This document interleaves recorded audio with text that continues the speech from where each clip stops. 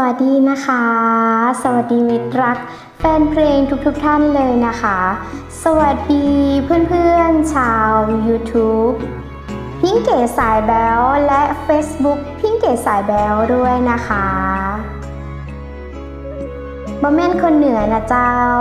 ผิดพลาดประการใดต้องกราบขออภัยไว้ณที่นี้ด้วยนะคะ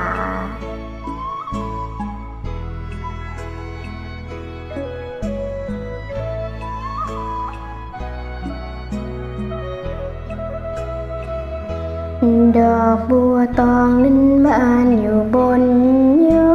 ดดอยดอกเอื้องสามปอยบ่เคยแบ่งบานบนลานปื้นดินไม้ใหญ่ไพรสูงนกยุงมาอยู่กินเสียงซึ่งสะรอจ้อยซอเสียงพิน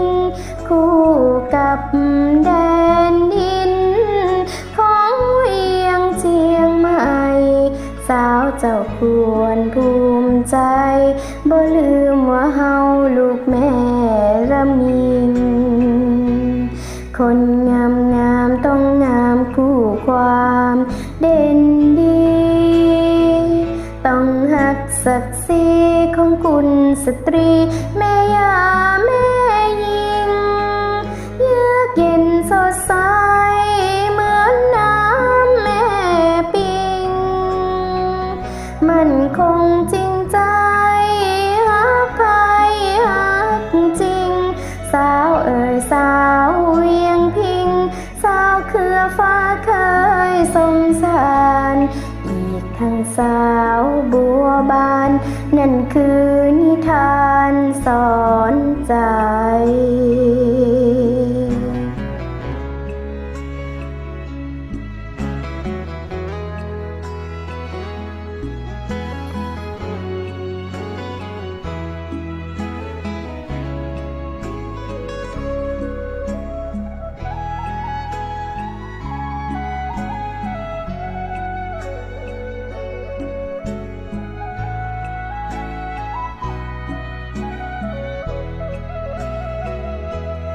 คนงามงามต้องงามคู่ควา